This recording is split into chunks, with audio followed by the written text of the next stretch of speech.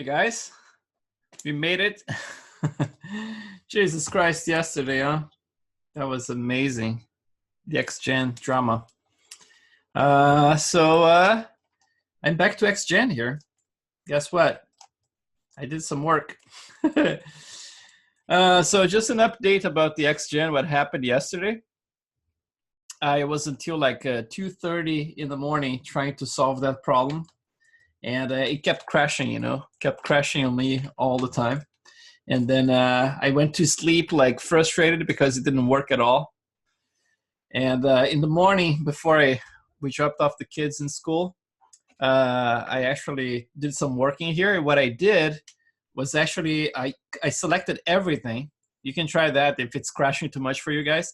I selected everything other than the cameras, right? Like other than the main camera, because I had my additional cameras I created in there. So under the outliner, I just selected everything with Shift blot, and then I went to File and I exported the selection, and I exported as MB, so like Maya binary. So that was basically like a clean scene, right? Exported everything. So when I exported and then I rebooted my computer, basically like I rebooted the whole thing, and then I started fresh. And then when I came back to Windows, I actually opened that new file that I just created, and I was able to groom in the morning, and I'm still grooming now, and so far it's not crashing on me. So gonna knock on wood here, but yeah. So I'm gonna be doing a little bit of work in the groom, but today I'm planning to actually basically like take a look at the renders that I'm doing right now, and then trying to address the stuff that's missing, right? So the first one is this one here that was actually like I was a little upset with the look of the guy, right? Like I mean, like the likeness is not quite there. And I noticed that this, when I adjusted a lot of stuff in his chin, his lower lips got super thin in there and weird. So I actually fixed that. I was looking at the reference, and it seems like his top eyelids are actually go forward quite a bit. So I actually exaggerated them more. So there's a little bit more of a gap between the lids and this little bag here on top. And then for the hair, basically like I'm still struggling with it because I'm painting the maps in there, but still getting black in here. I believe this has to do with some shading as well. It's not just the color that's happening there. But I did those renders just to test things out and to see where I am at with the textures and stuff. So I'm gonna be trying to adjust some of this stuff. For example, like I have too much micro breakup in this area, so I'm gonna clean it up a little bit. I'm gonna clean up those pores in here. It has to go like almost like this. It has to be very, very subtle, the pores. So I'm gonna have to basically like smooth out quite a lot. I think this works better for this kind of skin, than having all those tiny pores. I'm gonna keep some of them in here, but I'm gonna eliminate a lot of them. And then the hair obviously is very weird right now. The intensity here was too much, so I already reduced not the intensity, but the density. And then, so I'm gonna be doing a little bit of everything today, just going over all the stuff that I need to address, and then you guys can follow. And probably like a lot of questions might be answered like during this process, because yeah, I'm gonna be doing a lot of stuff. And then about the X-Gen, I already saved my scene. So if something crashes here when it comes to X-Gen, I don't want to torture you guys again. Although yesterday the crash actually interrupted us just a little bit, and then the main crash actually happened at the very end of the class, so it's not like it stopped us from doing anything. So I was able to actually show the entire process, but obviously crashing is not fun, and I lost all that work, and the work I did after that I lost, and the next one I lost, and the next one I lost. I redid the eyelashes like 4 times. And the hair I tried to do like 3 times before I was completely, I was like, I'm out of here. So I went to sleep at like 2:30, almost close to 3 a.m. actually. So you're not alone in the suffering if something happens with your X-Gen in there. And the thing about X-Gen is that it's an amazing piece of software. It's like it's really, really. I mean, like the tools are all amazing. But the thing is, like, it's bug as heck, right? Like, it's too buggy. But when it works very nicely. So let's hope and pray that we're going to be able to do some work here. Before I start, I'm going to just show you guys a couple of things. If you didn't notice, if you're not going to our group, Now, if you go to those addresses, this one here, right, that I sent an email to all of you, this one was missing the last 9 at the end, so I resent an email, so you should get this address. All of them now like have the download buttons. If you click, you're gonna have like an option to download it like in multiple resolutions. So this one is for the month of May. All of you have access. And then obviously for the month of June as well, you can download each one of them. So this is the other address in there. And another quick update, I'm doing something here. I'm poking around, check this thing out. I'm actually creating a little domain in here. And in the future, because I'm not gonna be teaching class until October, I'm probably gonna have a little nice web page that I can actually show stuff and have a little gallery in there and stuff like that, you know? So it's gonna be fun. And right now it's just a skeleton, so I'm selling bicycles right now, so don't worry about it. In the future, gonna have nice little images of stuff that people can enroll to like different classes and stuff like that. Anyway, so let's go back to this. And so as you can tell here, I did exactly what I mentioned yesterday. So I have like the sideburns separate. So I have just here, right? Just those guys. As you can tell, I don't have any curves. I was like, oh, I'm gonna groom this stuff without curves, which is completely feasible, right? You can just have like using your comb brush and just like brush those things, and you should be able to do some grooming. It's very simple and straight right now. What I do normally, I select a bunch of them, and then with the frozen tool, with the freeze tool, select a bunch of them and just like style by bunches. You know, it's like selecting a couple of them. But for now, it's just like I have a couple of modifiers, just the noise and the clumping here, doing most of the work for me. And but I'm gonna be styling more carefully later.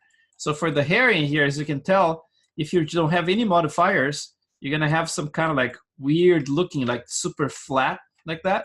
But as soon as you start adding your best friends, which is the noise, right? That's the first one. See like how it basically like combines everything, right? It goes from having those weird patterns and super flat, it becomes something more volumetric like this and kind of evens things out. So, and I have a couple of clumps as well. So this one and this one, like in different intensities. So that should help. I still have to figure out the density of his hair. I'm gonna have to look at some references and get some of that done as well. So, but just for the grooming itself, I tend to turn off the clump and the noise because he adds like too much. It becomes too sluggish, you know. So what I'm doing here, you see, like I have those curves, and so I don't have to actually groom the entire thing, seeing the hair all the time. To speed things up, what you can do, you can actually just hide the hair itself. So you can just go to the top of the chain here, so main hair, just turn it off, and then you can just groom just the curves, right? I have something here. Let's see, this reference here, and it basically, like you see, like the back of his head, it has all those little curlies like this.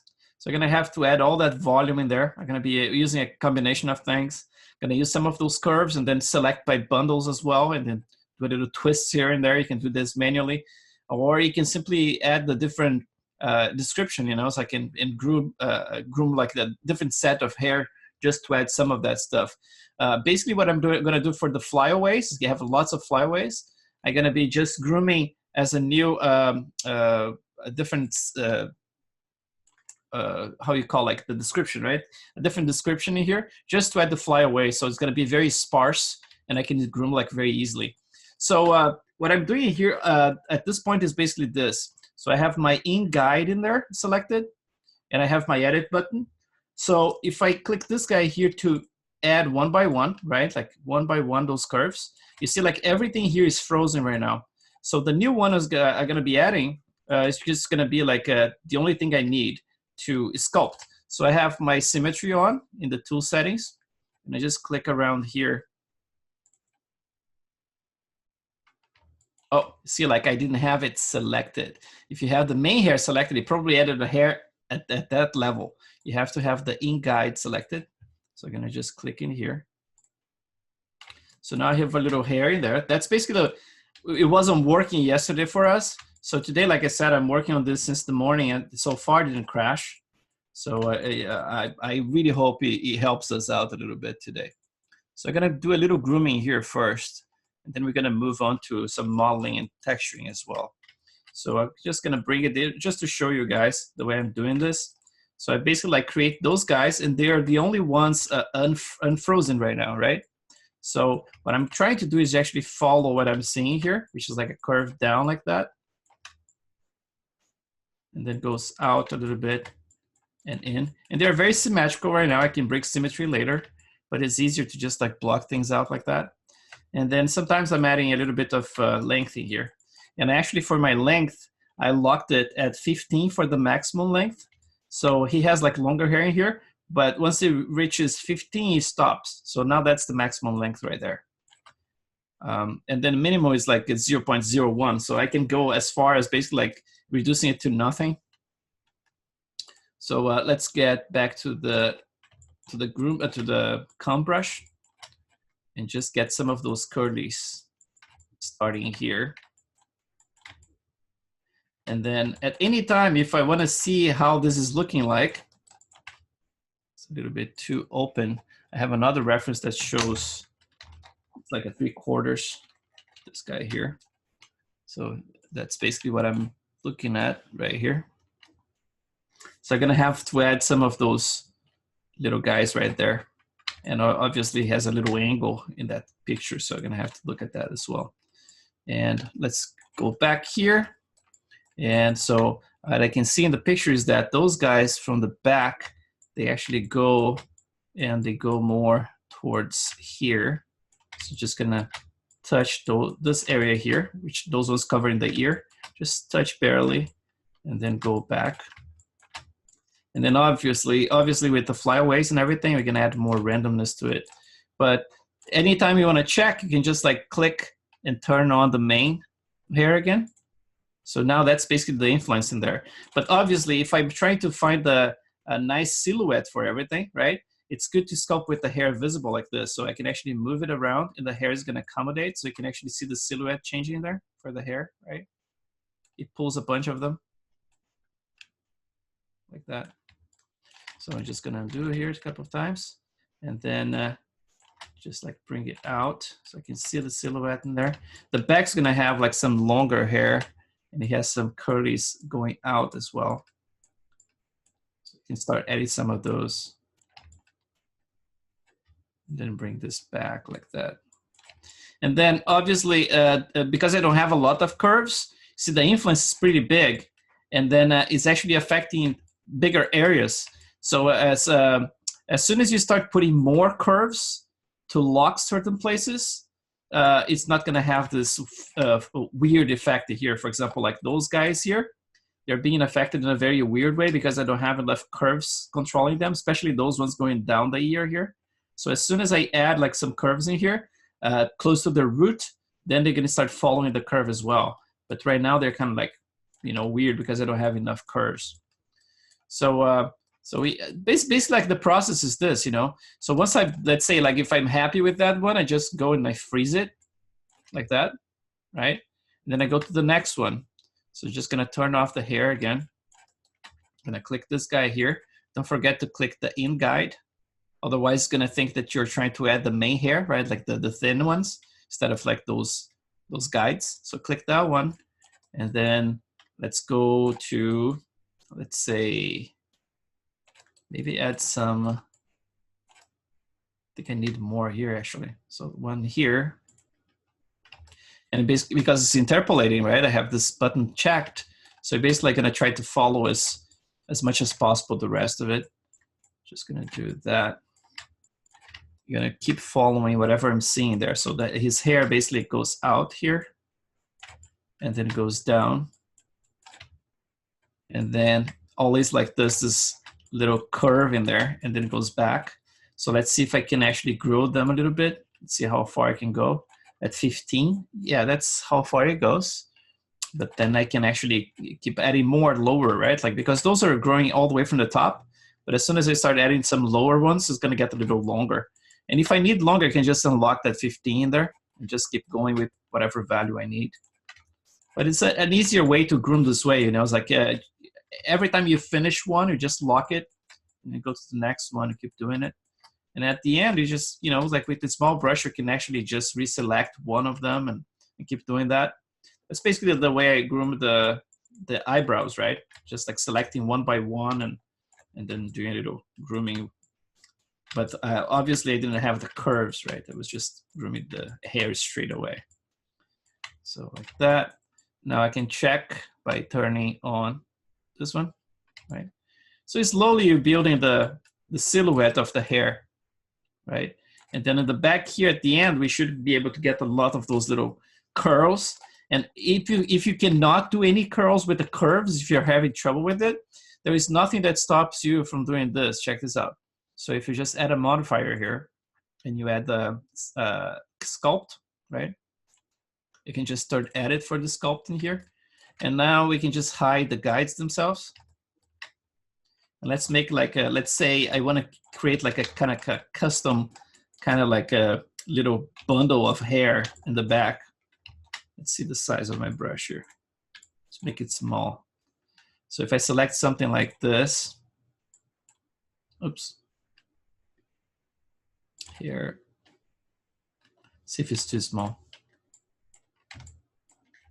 Something like that. So you get a little bundle. So I'm gonna just paint this one's out. So let's say like if you want to sculpt those ones, you can, nothing stops you from just like grabbing this and then saying like invert frozen selection, right? Frozen effect. And then just like go and you can groom just those areas, you know? So it's very customizable. You can just grab those guys now and just play with them. You know, it's like you can get like much less than this, just a tiny little bundle of them. And then, for example, if I want to pull really hard here, let's see, pull all of it out. Let's see how many of those I got.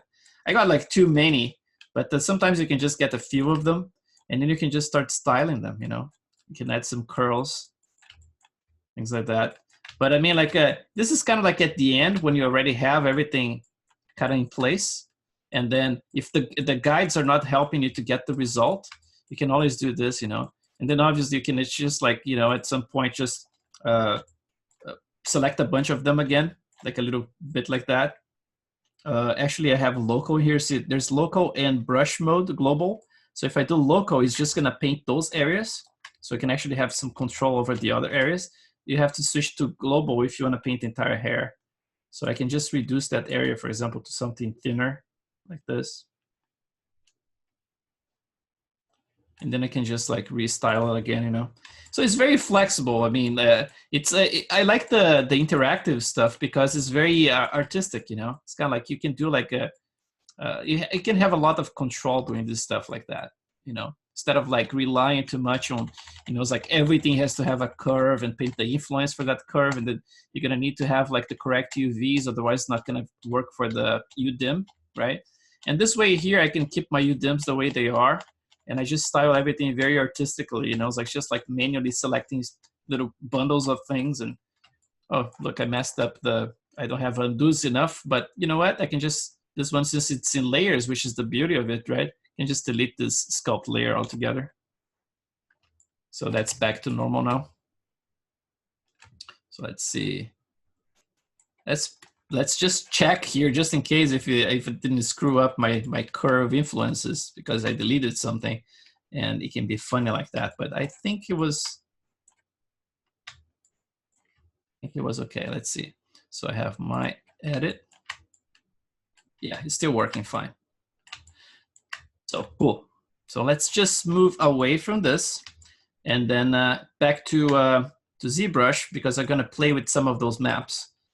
A question came up at the group today that was about my a sample of my maps from different angles. I can do this like I'm kind of like trying to finish this model like in the next few days before I start the next class because I'm not going to have the time for that.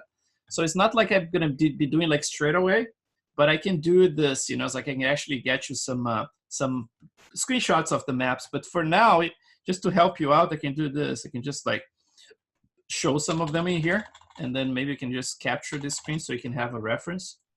But saving them, like but at this point here, I have to rush to get my stuff. Like I said before, like the specular map is going to be completely dependent on the bump height map, right? Because they're going to have to play together. So if you're controlling the bump height with the other map, you have to be careful. For example, like because certain areas, if you're keeping the height very high, then that means that the specular is going to be very diffuse, right? And if you want more specularity in there, sometimes instead of like just painting more specularity in here, it's a better deal to just go back there and just like paint some of the height out, right? Like so you can have like a little bit shallower, and then you're going to get more specularity in there. So this is basically the way it looks from the front for my specific model, which is not your model, right? Again, like mine are basically like they're playing together between this map here and this map here. So it's going to be dependent on that map, the height map for you guys. So in the back of the head, so I don't have a lot of specularity. Inside of the ear, I have too much. It's super shiny right now. It's nice that you have some in there, but I think I have too much. So I'm going to just be painting out some of that. So I'm going to switch to black in here. And let's just get like not full black, but something like this. And then I'm going to paint inside of here with my little spray, right? It's one of those sprays I showed you guys before that's just like using the Alpha 39 and the spray just like to get some of those, you know, variations like that. Instead of like painting something flat, you always paint something with more variations. So I'm going to be adding some of that just to make it more organic. And then let's just reduce the intensity and go again. So you have like every time, like I said before, both for color and for you know, black and white maps, keep like playing with the intensity and the size of your brush at all times. Every time you do like a little pass, you go back to it, do another pass with a, you know, different intensity and different sizes, so you can actually get more variation. At the end, you're gonna get this very cellular kind of texture, you know, if you do that way. So I kind of like eliminated a lot of my specular from there. And then for the eye bags, I think I have enough spec. What's happening with the eye bags, I think my bump height is that is too high for the eye bags. So I'm gonna be switching that in a bit. So I don't know why I got like super specky right there in that corner. I'm gonna kind of clean it up as well. So you see right here, I'm gonna just add a little bit more black in there with the low intensity. Just like remove some of that super white stuff. I don't know why it's so shiny. Kind of like a mistake right there. Yeah, my brush right now is just like the spray with the default flow, right? I just turned off the color because I don't want ZBrush to mix those two colors here, right? And then scale default, and then this is just like 39 with a little curved like tweak, right? Just to look like sharper like that. It's very tiny actually. This is mostly for the stubble that I painted, but I use it for those small pores as well. So that looks better in there. See, the map is not super high resolution, and because I'm exporting those maps in 4K instead of 8K, because you don't need to be like super precise with those, right? There's so much going on with all the displacement maps and everything that's breaking up the surface. So you don't need like a super precise map for spec and bump height. And then my maximum resolution is like 4.4 million polygons, and that's about it. And to export each one of those passes for those maps, it takes about between 30 seconds and a minute and 20 seconds, like for each one of those. So it's easy, you know, it's like you just have everything in here. And then from time to time, what I do, actually, I exported this mesh here, the main mesh. And I actually import the same mesh, like basically like to replace the base mesh for those guys as well. So they kind of like all match at the end. So basically like my specular looks like this from the side, right? So not too fancy. From the front, oh man, look at that. I painted and I added a lot of color in there that wasn't the intention. I think I had it mirror, but let's just fix it very quickly. Let's bring those ones back.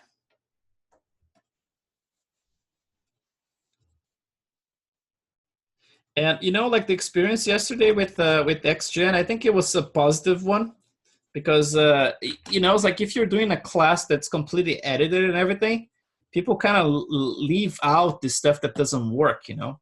And then sometimes it gives the illusion that everything is so perfect, and the artist, you know, is like, oh my god, the guy doesn't, you know, it's like doesn't have any problems in his life, right?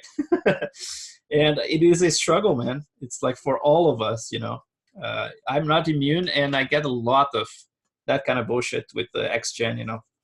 So yeah, you guys are not alone, and I know you're about to start on XGen. So prepare yourselves. Get a box of tissues for the tears and a punching bag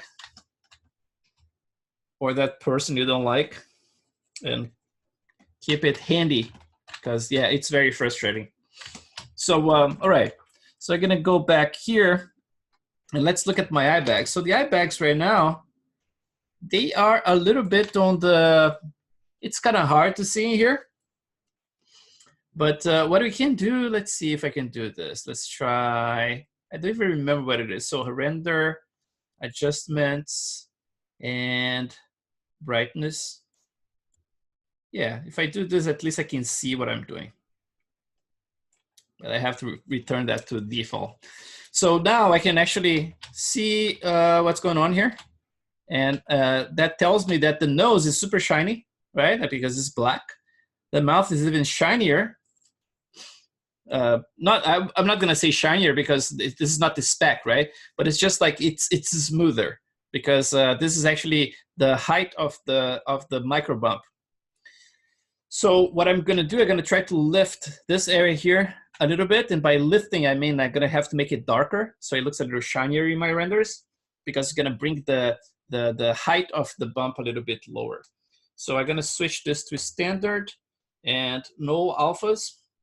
I'm just gonna paint like with a plain color here. I'm gonna get back to black and a very low intensity, like 1. I'm gonna get a little, oh, this is the bug I mentioned before. If you switch all the way to black like that, it doesn't quite work. It basically turns the shader, even though I have flat shader, it turns this to my default shader. So I have to get like pretty close to black, but not completely black. And then all of a sudden it fixes itself. So man, so many bugs. But you know what? This is important, guys. Like I said, there's no glamour, you know? It's just like tears, sweat and tears every time. It's important. It's important to go through the suffering. So you can be happy when you achieve something, you know, it's like, you know what? Even though I had all those crashes and everything, I made it. So that's part of the fun as well. So just gonna make it a little bit darker there. So that's the stuff that's gonna look a little shinier in my render. Around there. And maybe, I think this area here looks good actually in the renders. Let's take a look. It's just like that I have too much pores, right? Like it's too much.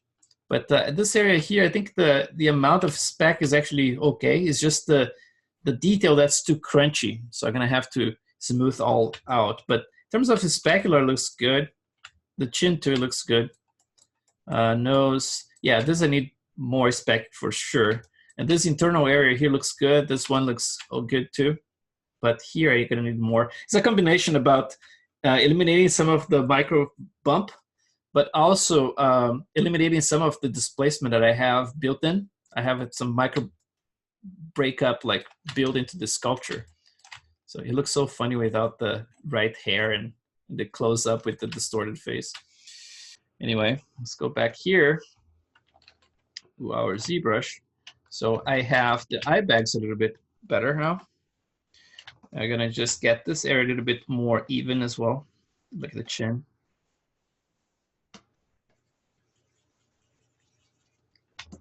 And for the ears, I don't need to go too crazy with, it's a little bit, I don't have a lot of micro breakup in there. I have, yeah, quite a bit in here, so it's gonna be a little bit less shiny. And then for the forehead, I think it's working nicely, so I'm not gonna touch it. And let's see if I can do any tweaks here, maybe inside a little bit more here and outside here.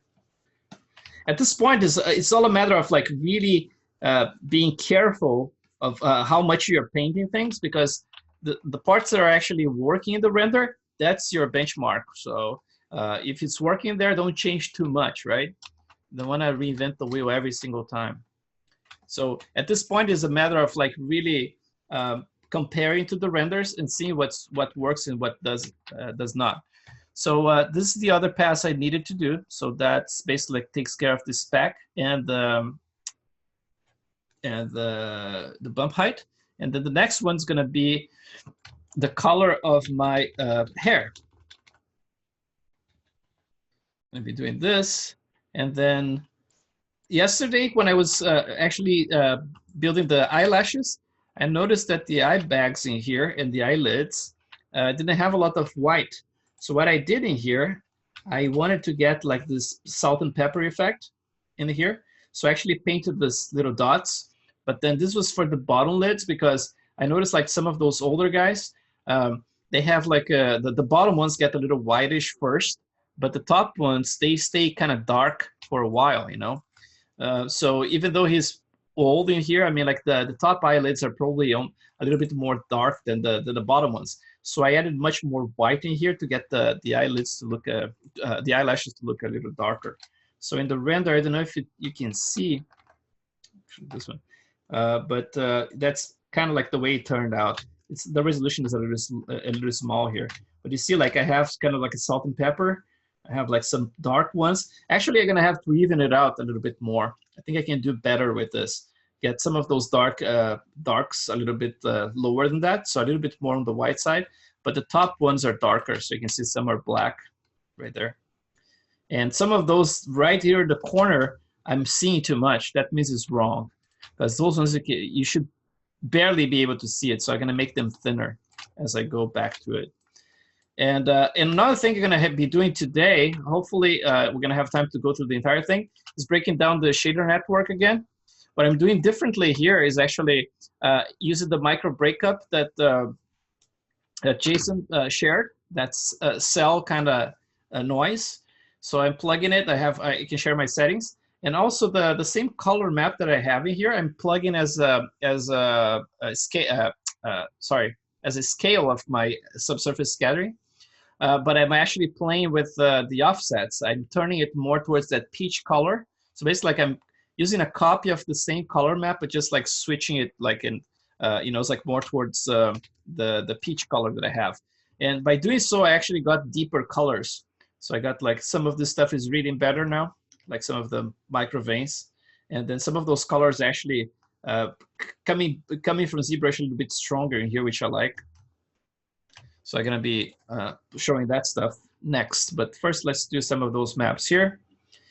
So like I said before, if I needed my eyelashes to look a little bit more even in the bottom, so what I'm going to do, so let's say I want to go a little bit wider with the eyelashes. So that means I'm going to have to paint those ones darker. So I'm going to just do like I already have my color. Let's see, symmetry is on. Yes. So I'm just going to make this entire thing a little bit darker here. Just make sure that they actually turn out more white in the render. Let's see. Is it working for me? It's not painting. Let's see. I think I had a mask or something. Oh, it is painting. It's just like I have so much stuff going on in there. So let's paint those guys and hope that this is going to actually remove some of that, those super black ones in there. They're very tiny dots, that's why it almost looks like it's not doing anything. Yeah, there you go. Now it's actually painting something. Okay, so that should take care of it, I think. I still want to get some of them to look a little bit, let's do something different here. Let's get the standard without any alpha, and just like with intensity 1. I'm just going to do a pass here. Let's just make everything a little darker. So that I don't need to go all the way black because I don't want it completely white. But whatever is not going completely white, if it's like halfway gray, if you have the melanin redness turned on, they're gonna turn kind of like a little bit blondish, you know? And that's kind of like the way I want to see them in the render, a little bit more blonde. So that should take care of it. So inside of the nose, I have like all the black hair in there. Just gonna make sure that I have this covered. This is gonna be all black hair. And then for the tip in here, I can start my peach fuzz again. So basically like this is all black hair because it's growing from the inside of the nose. And if I want to add some variations, I can as well. So let's add some blacks in here. So you're gonna pop as whites, right? So I'm gonna just do like halfway intensity because I don't want them to be super white, just like slightly blonde, right? Something like that, just to add a tiny variation in the color. And then go back here to my standard. I'm just gonna paint this tip in here black again, or darker, just so I get the peach fuzz to look a little whiter, right? Instead of like black hair. Although they're so thin that even if they are black, like I already did here for this area of the ear, still barely gonna be able to see it. You know, it's like if it's dark or light. So at this point here, I got all my maps tweaked. So that's kind of like the way I do it. You know, it's like I see all the problems that I have with my model, and I try to track down. You know, it's like, okay, I have to do this, this is that. So I go to ZBrush and I change everything. I change my color map and then everything else, and then I just export everything back to Maya and then render it again. That's the only way I have to actually be able to measure what's going on with everything. And then obviously, if you do this way, you're going to be able to do like maybe like in one night, like maybe 3 or 4 iterations, which is really cool. You know, it's like try to do this with a non-HD model and you forget about it. You know, it's like in 2 hours, sometimes you're going to be able to export like maybe 1 or 2 times, like your maps. So let's export those guys first. So the way I do it, I have named those guys. So for example, I can just name like ray spec or just specular. So we're gonna put like ray spec and then 25. This one is gonna be ray melanin 25, which is my version, right? So, and this one here is gonna be ray bump height. Oops. Bump height 25. And the color, we didn't change anything just now, but let's just go back to my render. And then the contrast, brightness 0. Okay, it's easier to see what's going on. Actually, I was surprised because my brightness wasn't at 0, right? It was kind of like it was a weird value in there. I think I saved it without paying too much attention. There's a gamma correction as well here. So I better set everything to 0 here, otherwise it's going to be very confusing for me. But seems like now it's more correct than it was before. All right, so and see, like I was matching maps without even paying attention to that. I never, you know, bothered to check. I think last time I changed this was such a long time ago. But anyway, I guess I'm gonna have to save my original. Actually, I can do this now, right? Let's do preferences and config. Start config, and should save, I think. So from this point here, let's see what we can do with the model itself. Oh, the model, I work on the likeness a little bit more as well, especially from the profile. And like I said, like the eye bags, the top ones, you know, it's like they became a little thicker than I had it initially. And they still have to come forward a little bit more. They're still a little bit funny the way they look. Because like from the profile, in the picture I was seeing, it looks almost like this. If I do it very quickly, it looks almost like this. You know, it's like it goes really, really forward like that. So I'm gonna have to figure it out. You know, it's like look from different angles to see in what stage. You know, it's like from each angle that I try. You know, it's like if I'm not gonna be breaking something else in another angle. So I'm gonna have to do carefully. So I'm not going to play with that just now. And then, so let's export those maps. So I have the all renamed, because the reason why I renamed everything here is because I want to make sure that they have the same name when I export my maps. So I don't need to worry about renaming anything. So I have 4096, so like 4Ks, create all maps. So let's export this one first. And it shouldn't take too long. So let's do a couple of those passes here. It's about like 4 million polygons for, you know, each model. And it should export super fast because it's not exporting the displacement, it's just the color. And we have like 5 UDIMs. So here goes the second one. And then the third one. Yeah, it takes just a few seconds, you know, it's like not bad at all. And I mean, like, this is you know, because I don't have the money to be buying all kinds of softwares out there, right? Like now I have the money because I did those classes. But you know, it's like the only softwares I have basically like are ZBrush, Maya, and Maya subscription, and then in Photoshop that I have the license for a long time and updated it all the way to CS something. But you know, it's like I wish I had like the money to be buying like Mari and stuff and paying for all the upgrades and all that stuff. But I try to keep everything very simple. So all my textures I paint in ZBrush. You know, it's like the like very minimal amount of tools. You know, it's like the less the better for me. So that's my philosophy. It's easier to just like really master, you know, a few tools and then get stuff done. I know there's many ways of doing stuff that, you know, it's like probably some of you guys with more experience gonna look at the way I do stuff, you know, it's like, oh, but you know, there's this easier way to do it, especially with that shrink wrap technique that you guys showed me, you know, it's like that software that does the shrink wrapping. I might try that one in the next class actually, because that looks very useful. But other than that, I mean, like I do a lot of stuff very, very manually. And I still do it fast, you know, like even though I do manually a lot of that, I still have a good speed for my age. Used to be faster as a youngster like you guys. But now look at me. So bump height's the last one. Let's do that one. Create all maps. So I have the melanin, the spec in there. Let's go for the bump height. So I got all those maps, and let's do a little sculpting as well.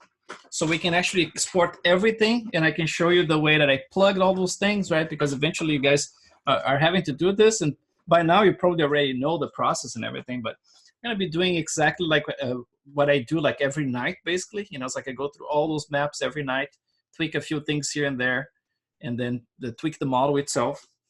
And export everything, replug everything, so I can show you the way I do it. And then open all those my shader networks and show you guys what's going on with it right now. Let's see, just a few more. Okay, that's 50 seconds, not too bad.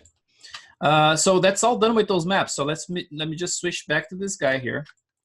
And then I'm gonna just save my scene before we have any crashes. We don't want that. 53, 54.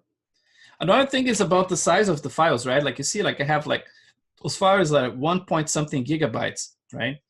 And so when I'm trying to store those things, instead of like saving everything, actually everything I have is mirrored to my cloud. So as soon as I save something here, it goes straight to the cloud, and it's easier for me like that. But for example, I'm gonna do at some point like some cleanup here. So what I'm gonna do, I'm gonna select. This is the way I do it. I don't know how you guys do, but I select like the numbers like the 50, 55, 60, 65. You know, so I can delete everything else. So I always keep like every 5 versions, I keep one, and then the other ones in between I just delete. Those initial one here, initial ones I saved it to history. That's why they're kind of big, because I wanted to do like those time lapses and show you guys the entire session, right? Like that's why I did with the pores and stuff. That's why I actually saved those ones. But eventually I'm gonna eliminate a lot of those files. So let's save this one again. So 54 is gonna be the next one.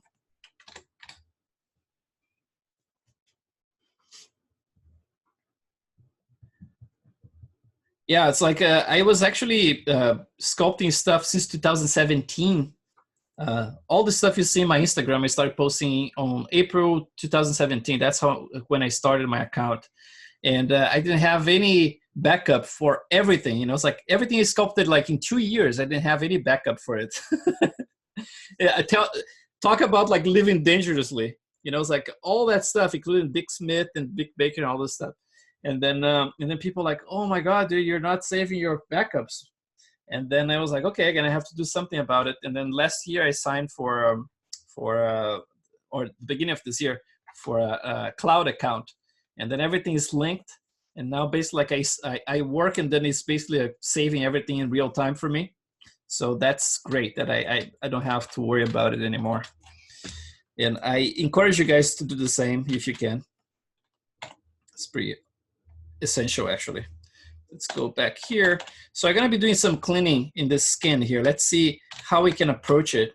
So maybe if you need it as well, you can try something similar. I don't have like an approach locked. I'm kind of like, I'm completely in line with the philosophy of ZBrush, you know. There's not one single way of doing anything. There's so many different ways of doing stuff. So from time to time, depending on my mood, I do it in a different way. So we're going to be experimenting with it, because that's the fun of it to me, is the exploration, you know. So I'm just going to do, I don't need the back of the head. Let's just hide that. So I can get this mask here. Let's see if I can get everything. So 31 million polygons, I should get everything. Okay, cool.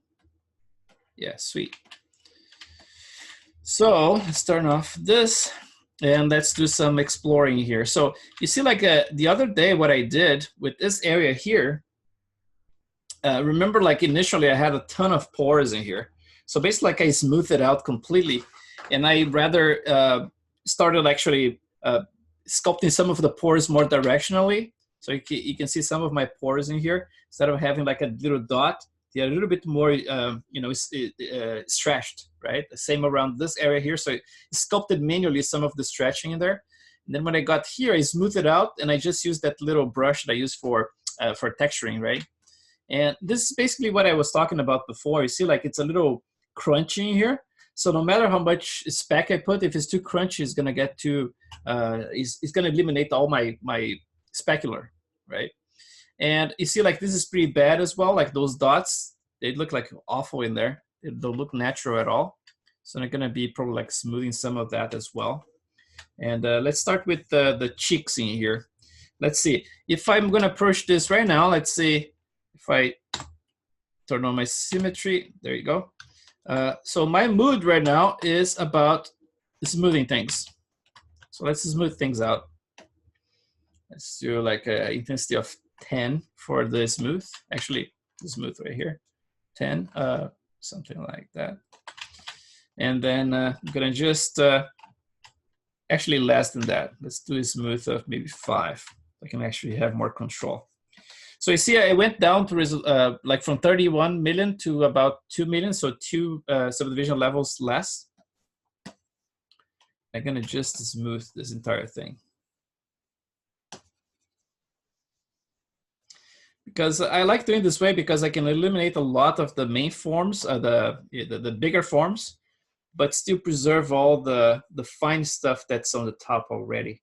So I'm gonna smooth this pretty good actually, because it's really crunchy in my renders. And even here, to smooth that as well. And maybe increase the intensity a little bit more, 8. And then I got to redo a couple of those, you know, bumps and bruises and things like that. So that's like a necessary, in the case of my model, right? Like for the models you guys are building, a lot of them are young, and that's going to be kind of like my approach for next week, because I'm going to be sculpting my wife. And but don't worry, she's pretty, so it's not like you're going to be looking at an ugly woman. That's so mean.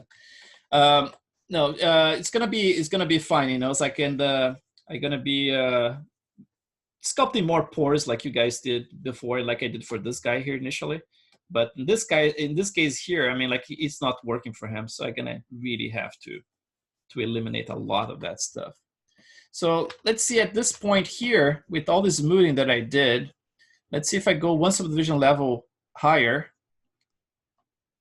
and let's see what I get. So you should be able to get some of the detail back, but very flat. It should look very flat, like this, right? There's some of the detail in there, but it's kind of flat.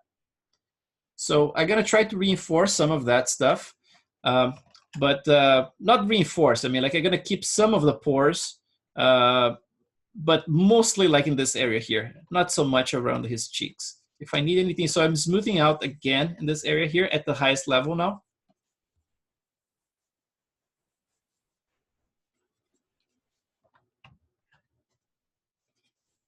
Because now since it's super high res, the smooth goes a little slower. So you can actually have more control. But at least everything is raised, right? Like we spent some time in that class, in that session that we spoke about, you know, it's like how with this older people, you know, it's like it's almost like the pores lift, right? Like that little button that's inside of each one of them, it kind of lifts, and then it becomes something else. It becomes more like a texture, right? So I'm gonna be doing this around here because I want to capture a little bit of that feeling that I had here, right? That's working so nicely in the renders. So like a little bit more broad. You see, like I have some pores in there, but they're so thin, you barely can see them. Oh man, what did I do here? Uh-oh, you know what I just did? I actually was about to move the screen and I actually press this area and I moved it with the move topological. You know what that means? It means that it takes forever to undo it, and to undo should be fine. But it's actually trying to move a large portion, right? Like just with the topological, it takes forever because 31 million polygons. So let's see. Okay, so this area here, let's try to add some stretching. So let's switch to my standard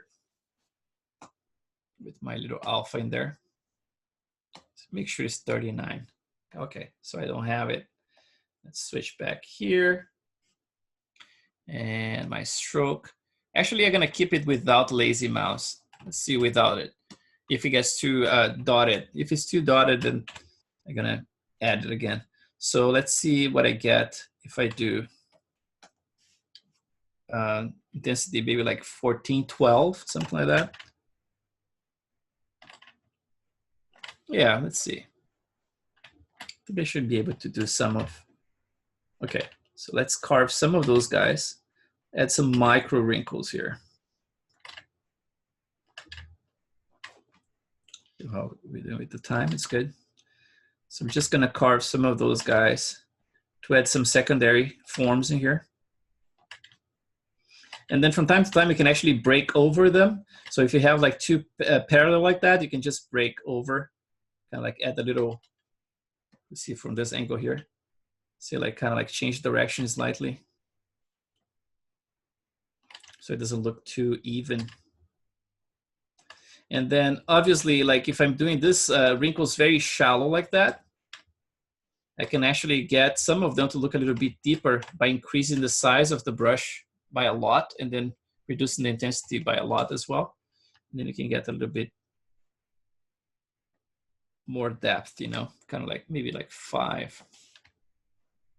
But some of them I actually want them to read like they're scratches, almost like scratches. So I'm gonna keep it high intensity like that. And then I'm gonna get some of those coming from the side here. And instead of like building very kind of like parallel, I'm gonna do a little wobble when I sculpt. So you can see like I'm kind of zigzagging when I sculpt here. So I can add a little bit more of an organic feel to it. Right there. Then bring it down here.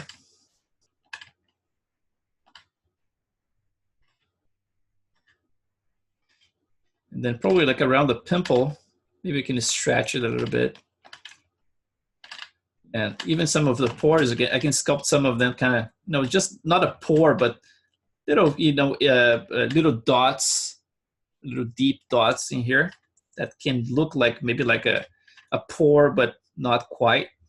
That's just like, yeah, things like that. And I can sculpt them a little bit more stretched as well. Just a few of them, just to add a little bit more of like a variation to the skin there. And then let's go back to my little wrinkles. So this is just the wrinkles right now, but I'm gonna add another one that's gonna look more like a stretched skin. So instead of like just doing those tiny wrinkles, I can come up with some clay buildup and just like build some of them like I did with those ones on the sides in here. Start stretching them. And I'm gonna find this area of blend here between all those wrinkles on the side. And then those other ones get, again, a little smaller.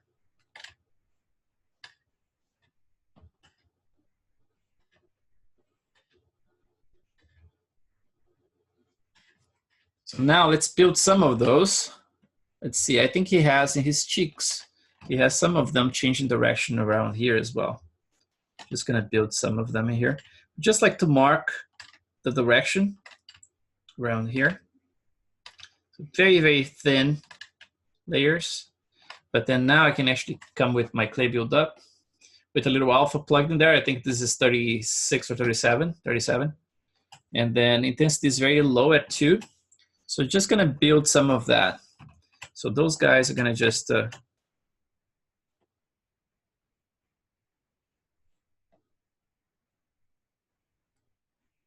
very thin. Give an impression that's the skin that's very thin in there. And then I'm gonna build some of that around here as well. So for those guys.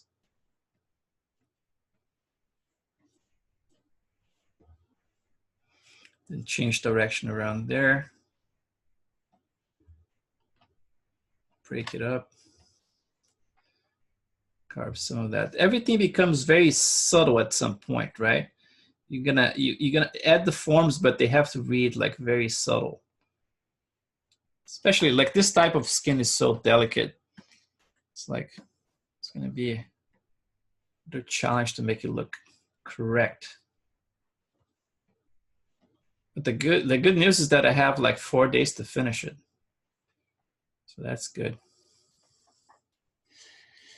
Oh, I think ZBrush just did that thing that, you know, if you're sculpting with the lazy mouse, it just shoots across your entire model.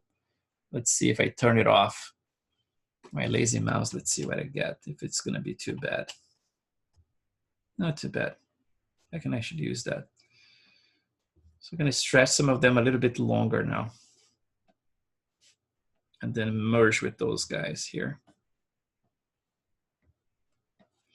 And now for my little extra detail in there, so it's not like a plain thing that's too flat. I'm gonna go with that little brush that I have, the skin random, that one, right?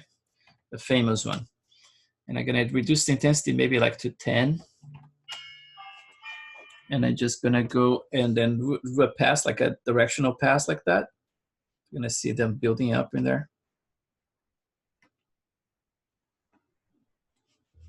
And then from here, I can actually come in the same direction of those wrinkles here from the side of the nose and build everything kind of following that line. And then I can do the same for those guys here, stretching that way. Get that little thin skin feel to it. And then from that direction, I'm gonna come everything like following those wrinkles that I just sculpted. And then just add some of that.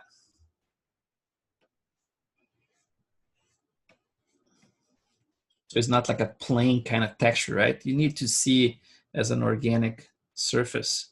And the subsurface is gonna do the whole magic at the end to make it look more realistic. But if you have it good enough, it should translate fine. And then around this area here, closer to the eye bag, I'm just gonna go in circular motions again, just to add that little texture. Like this, a little bit more leathery. Around here, the nose as well. It's the same texture I have for the nose, right? It's the same deal. And then now I can put, basically like I eliminated most of my pores in here. I can pick my battles, right? I can just like say, sculpt a few of those dots a little bit deeper, but without actually going to sculpt like the pore itself. Another thing you can try to do actually is to save your pores, like the alphas, and then save, and basically like in Photoshop, you can actually stretch them. And you can get like a stretched version of the pores, so you can actually sculpt in areas like this. I should maybe do something like that, you know. I think I have some, but I'm not sure if it's good enough. So, but like, again, like for this type of skin, should be fine. You guys are free to ask any questions. So, yep, fire.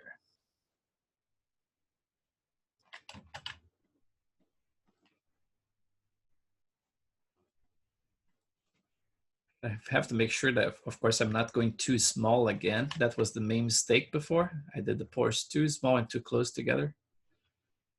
But I think especially in this area here, it would be nice to have some of them. Let's do that. Let's sculpt some pores in here, but a little bit more raised. So instead of like doing, let's see, this one. Instead of doing too deep, let's go like, instead of 42, we're gonna use intensity like half of that, like see, 25. Let's see how much I can get.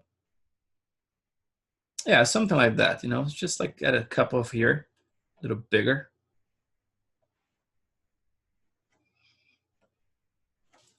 So I can actually break up that surface a little bit. Just like more spread out and bigger.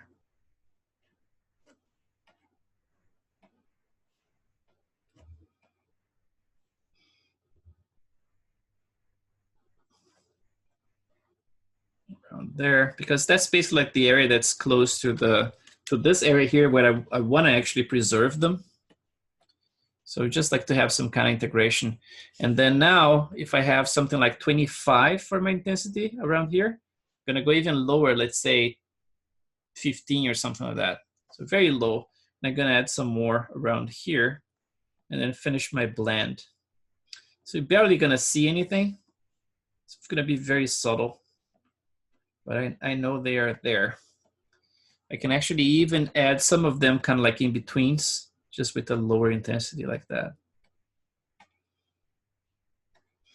And then after you do a whole pass like that, you see like I smooth everything. I start with almost like a flat surface, right? So that means I don't have a lot of bumps anymore in there, in that area. So what I can do now is start like playing with those.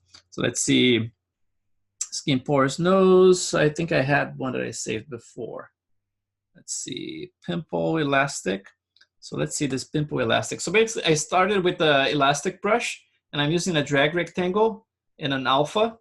And then that way, basically, like if I have any form in there, it's actually not going to, you know, destroy it, right? So I'm just going to use that, and let's try with some different intensities, maybe like 40 something. Let's do a bigger one in here. A few smaller ones, and then eventually even like going lower. You know, it's like going reversed, but like small versions of it. Just get some more pimples everywhere.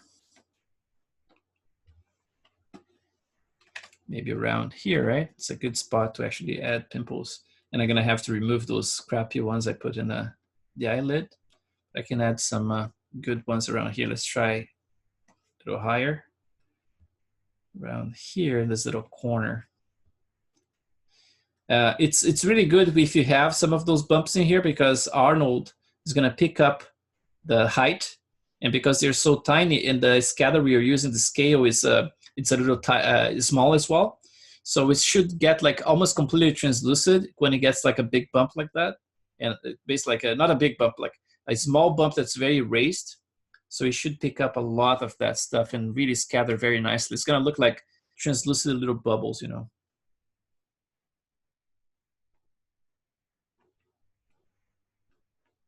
We're really gonna have to do some more work around those eye bags as well. So let's get some of those pimples around here, since it's so plain. Less intensity and a little bigger. A little more. Playing with the scale, and And then I can add some of the directional skin around here too. Let's bring it from here to here. Just to, so it's not too weird and even. Just gonna break it up a little bit like that.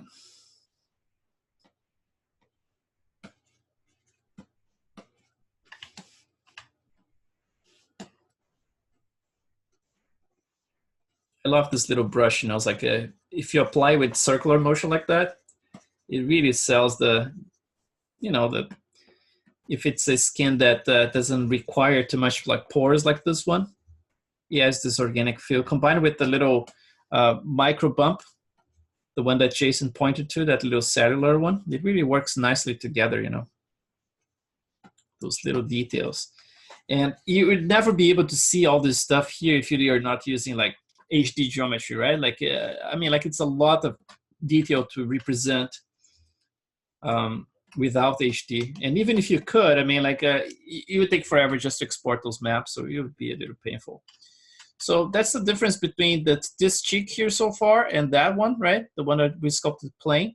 So we're gonna be able to get some of that detail in there, which is cool. And get some more direction here.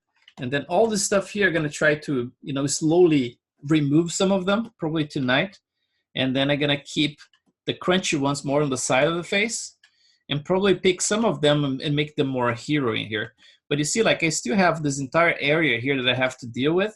And I would say like, because again, like his age, I'm gonna just basically like do a lot of this texturing with this little brush and just like get it, you know, it's like cheated basically, right? I can actually just like smooth some of this stuff and just like go with my little circular motion, just eliminate them.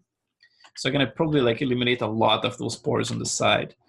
And then for the neck, we can do a little working here so I can show you normally the way I do it. So I'm gonna just like add some direction here again. There's some main wrinkles I'm gonna have to sculpt. And then, but for now I can just like sculpt some of the bumps. So for the bumps, I normally do something like this. I go a couple of resolutions less, so like a lower one, maybe like 2 times. And then I have this other brush, let's see, skin pores random, skin pores. Yeah, I can use this one, skin pores random. Let's see what it does. More intensity, let's see. Yeah, something like that. So this one here, like is good for acne, for example, right? You can do something like that, but I can actually reverse it and have some pimples like that. So kind of like ingrown hair. So let's do with intensity that's not too bad for now. So just like to add some variation, let's see, maybe 16. And I'm gonna make it symmetrical. And I'm gonna go in circular motions as usual and just add some of those bumps everywhere here.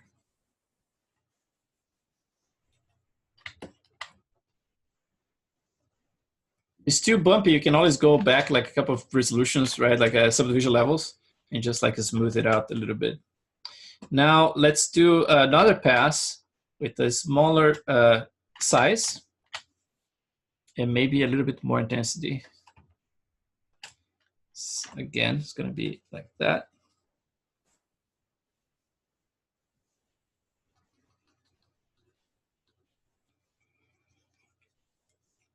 And I can feel that he got a little bit maybe too much, so I can actually go back there and just smooth it out a little bit. It has a nice little texture, but I don't think his neck was that bumpy.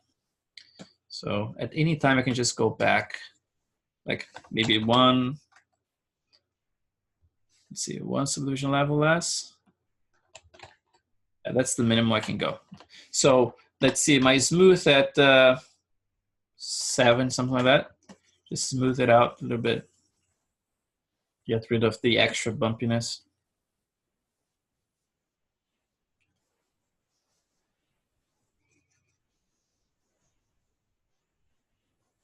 If it's too much. And then let's go back.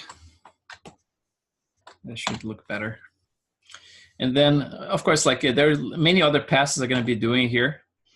And at the end, we should end up like with nice you know, wrinkles and things like that. Let's just sculpt some of them here. Some of them I'm seeing there. So let's go to my standard.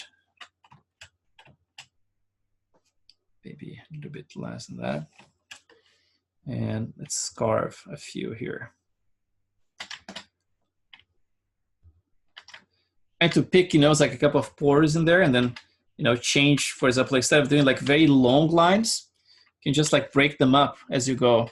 So he has some weird wrinkles around here as well, coming from the ears.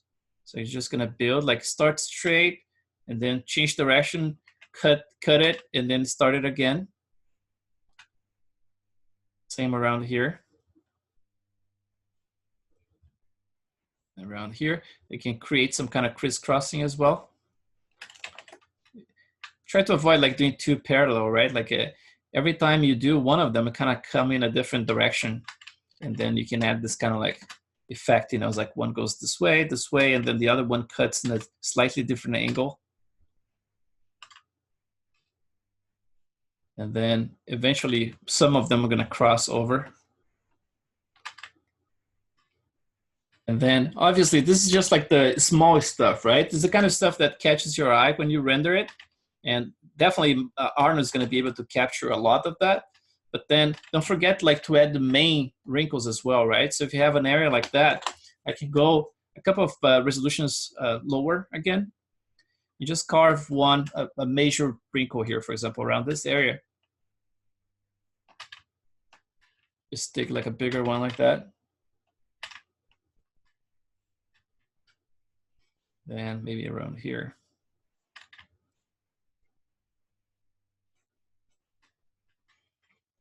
Or like in the subtle side of things, right? And then around here, I can actually get a couple of them to change and come towards the center here. But those ones, what we're gonna do, we're actually gonna raise them by using some clay build up. There's another one that's happening right around here, right in the middle. So I'm just gonna turn off my symmetry so it's not funky. Oh, not that.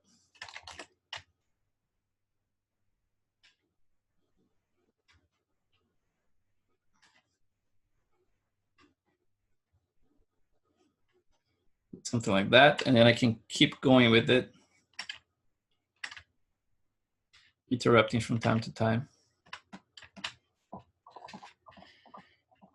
So, okay, and then some more in here. Those are kind of like the bigger ones. The smaller ones, I tend to actually follow some of the pores, but the bigger ones, I actually go over it because that represents like bigger forms, right? Like bigger wrinkles. And then he has also some of those wrinkles coming to the side right here of the face because he's smiling. Some of them are actually building from here.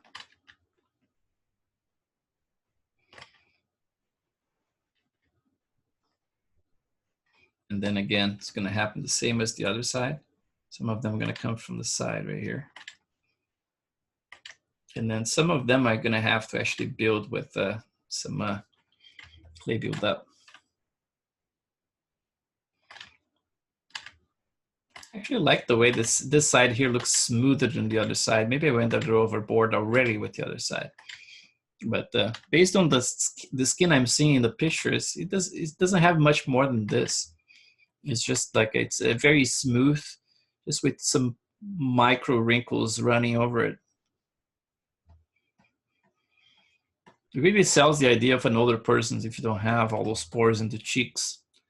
And I actually had to do it anyway because I was teaching you guys, but I kind of knew that it would be a little bit too much for this guy, and he sure was.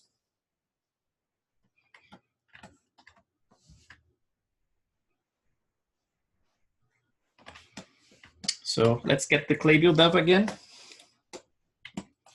So those things, you see, it takes time, right? It's not something you just all of a sudden you like people think that we are button pressers, right? Just press a couple of buttons, you're done. Like, nope. This is like a lot of work.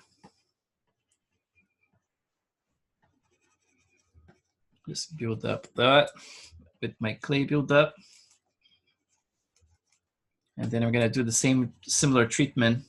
See, at this point here, I don't have like the highest resolution, right? I'm just building kind of like the secondary forms of my skin, right? Like it's almost like I said before, you have to treat the skin almost like as a whole creature, right? Like the skin itself, if you look at the micro level like this, it's almost like a creature, right? Because you have to deal with the primary forms in here, and the secondary forms, and then the tertiary forms. And I'm actually searching for them as I go up and down those resolutions, you know. I go to the lowest one, I tweak like my primary forms, let's say, and then go a couple of subdivision levels higher, and I'm gonna turn my tertiary, and then at the top, when I need, I just go to the highest resolution, and then I'm gonna come with that micro texture and just add some of that to cover the entire thing, right? So it's all about hierarchy, like you know, it's like with everything. If you're sculpting anatomy, that's the deal. If you're sculpting the skin anatomy, is going to be the same thing. You know, you're going to have to deal with all those hierarchies. So let's show my random skin, and again, I'm going to do that same deal. I still have to add more detail around that area, the corner of the nose. But I'm going to try to experiment with that and then follow this direction here, the side of the face. I'm going to try to mimic what I did the other side. So I'm going to follow it. Same with the direction of the cheeks here. Coming from the top. Just adding that little direction. Same around there. And then again, I'm going to come around here and just like do a little circular motion just to blend with whatever I had. And then go back again. But change direction from time to time, just slightly, so it's not like all lines, right? You kind of like almost like you do slightly in the diagonal in relation to the previous pass. And then you can actually get a little bit more variation like that. So that, a little bit more circular here. And then let's use some of the pores we did, which were like very faint at first, like a 20 something. So we started around here, like we made some bigger ones to really break up that area. Especially like if you look for like close-up shots, you know, it's like if you can lock your eyes into an area like that you can see that, you know, it's like it looks organic, it's kind of broken up, but it's not totally visible. You know, it's like in your face pores. That's gonna work nicely for this guy. So I got some of that in there. From there, just some texture. And now I can go a little bit lighter, 15, 16. Then add some of them very, very subtle around here in this area of blend. So yeah, every time I'm gonna blend something, I try to do like from both directions, right? If I'm coming with the very deep pores from this area, I'm gonna start playing with intensity and doing kind of like a gradient, right? Like, so getting more and more shallow with the pores as I go towards an area of blending, for example, around here.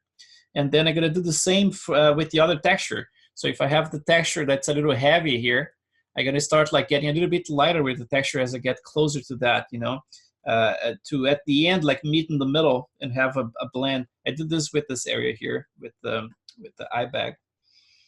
So it always, you know, it's like trying to understand or imagine how this thing would be behaving in real life, right? Like how those forms are becoming the form next door, right? Like there's a little form right there, the neighbor, and it has to become that. So how you approach that, right? Like by playing with intensity and shapes and coming up with for example, like a unifying kind of texture. So at the end of the day, you know, it's like if everything it's in place, but still looking a little bit too disconnected, just use this type of texture here and just come over the whole thing again, you know, For example, like I have my pores I just added in there, but I can still come with some of that texture on top of them and get a little bit more of a blend, you know. And I'm gonna do some more of the pimples as well. So I have my pimple elastic in there, which is elastic brush plus an alpha and drag rectangle, nothing fancy. And just gonna build some of those guys here. Again, playing with the different intensities.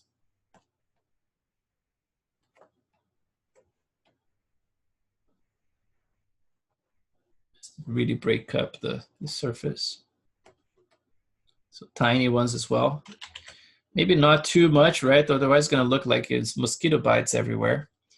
But again, like you have to remember that anything that looks too exaggerated in here, the subsurface scattering is gonna take care of like even things out.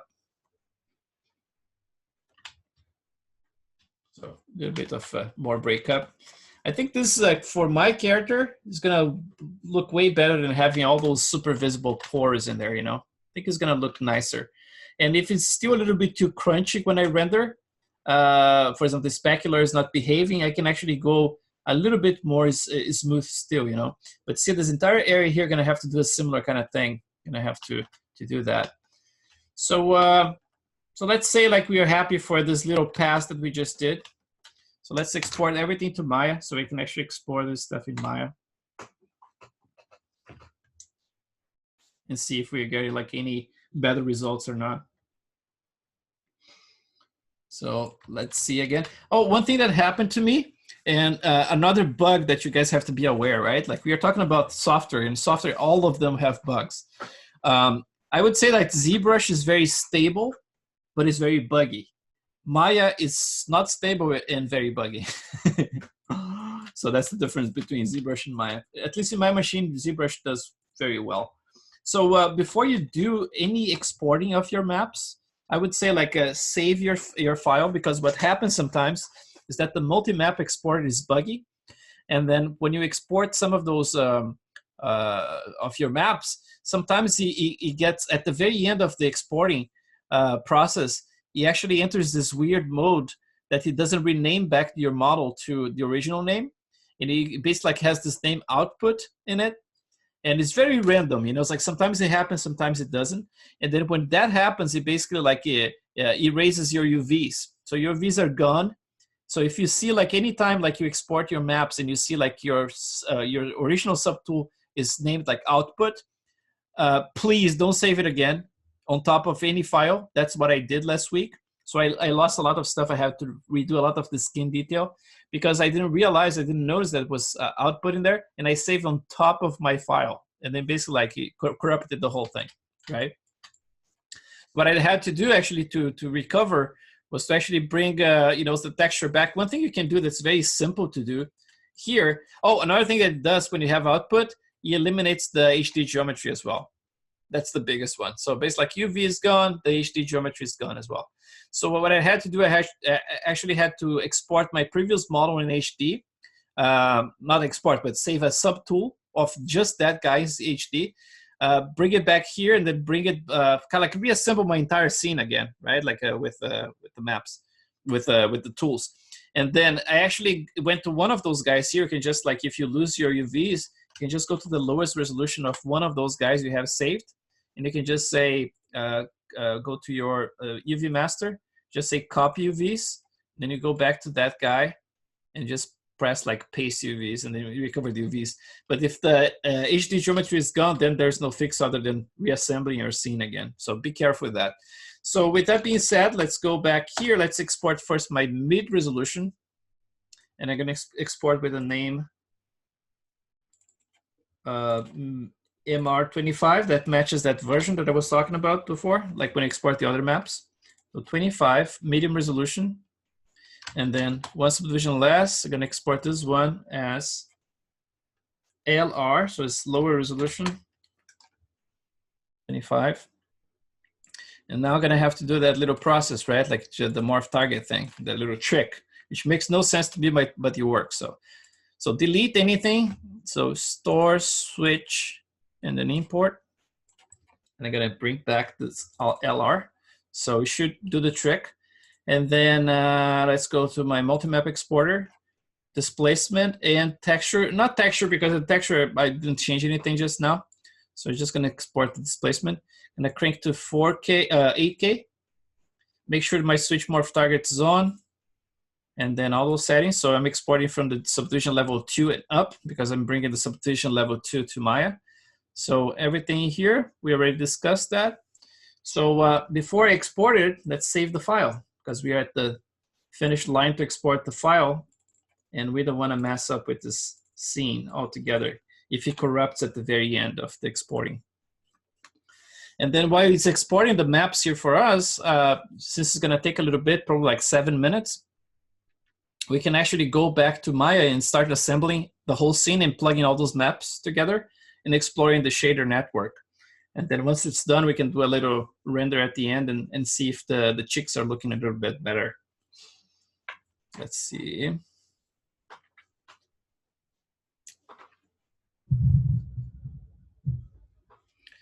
While I'm waiting here, let me just check. Okay. All right, go ZBrush. So I can actually move on.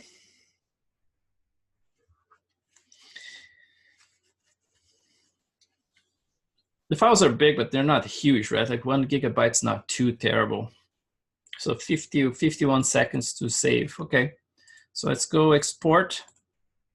And because I re-imported that same subtool, that means they renamed for me, right? So we named the subtool with the OBJ I just re-imported. So I don't need to do this now. So just let's export the maps to source images as usual. So everything goes inside the source images, because that's the default directory that Maya looks for files. So let's do this, save. And then let's switch to Maya. Right there. Let's get this guy. It's already saved, so I have those ones saved. We can use as a benchmark. You can render just an area like that and see what's the difference now. So let's see, let's plug some maps. Let's get this guy here. Let's replace the head first, right? Like with the new changes we just did with the model. Probably not too big, right? Like some stuff changed, but not too bad, because we're just sculpting some mid-resolution stuff, not the bigger forms. But let's go back here, and it should show up around the bottom of my outliner. So let's import it. Import the LR. No, the LR is basically the one that's the lowest in ZBrush, but we are importing the MR. So MR. So that's my model here, right? It came back. And then let's select the face itself, which is ray face. So control click. So I have both selected. Go to animation tab, and then deform, blend shape. Now if I click the little stacking here, still thinking, okay, little stack. Don't crash on me.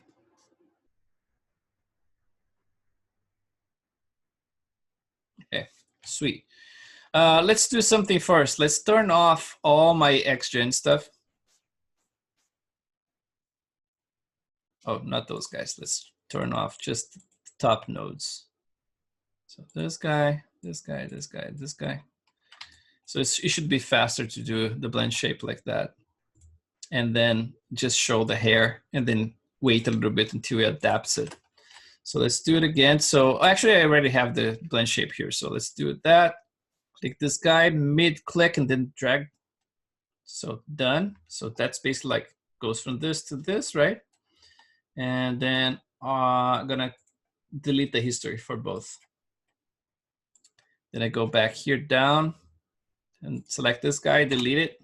So now we should have the correct forms, and I can just like reload all those hairs.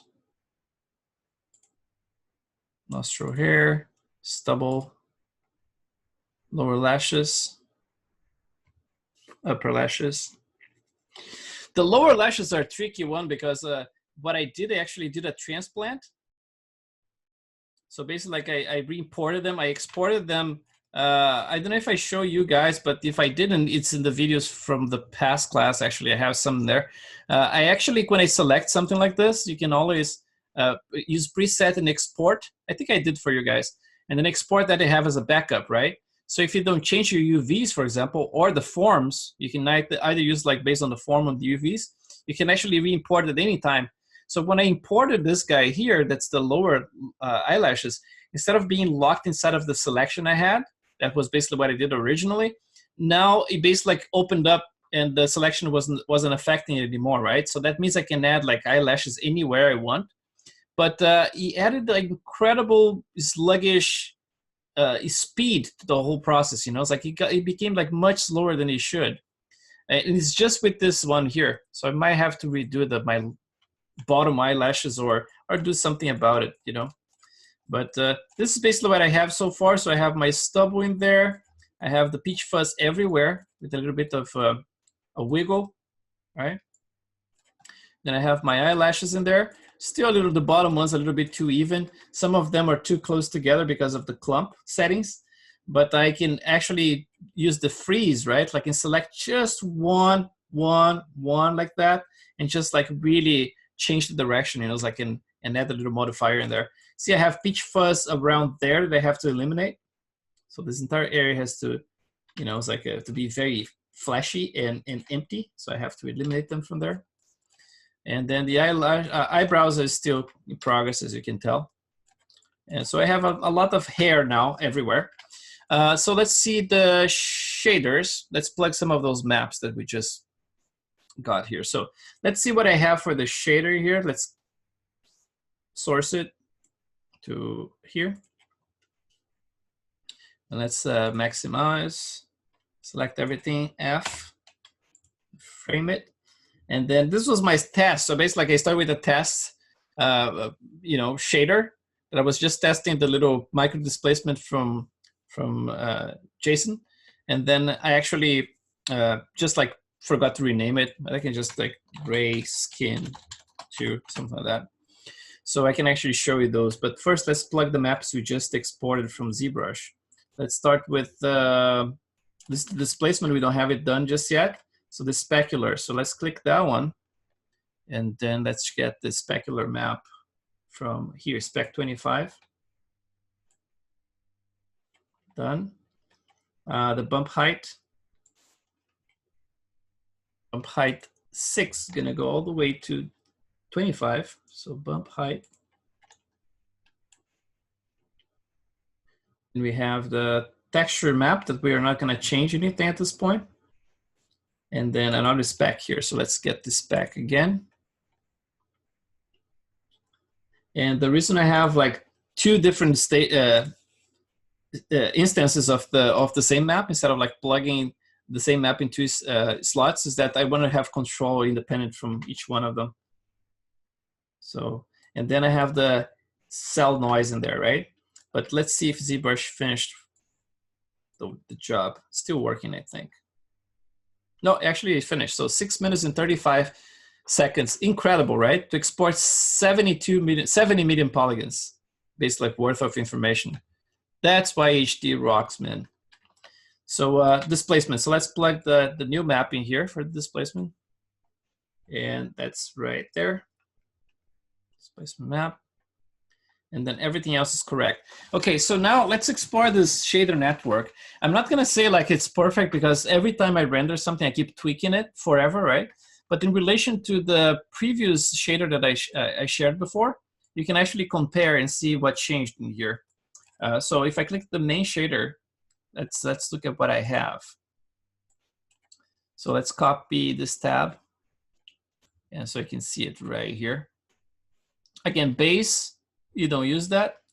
So for the specular, what I have here, I have like roughness as 0.180. So that's different already from what you had.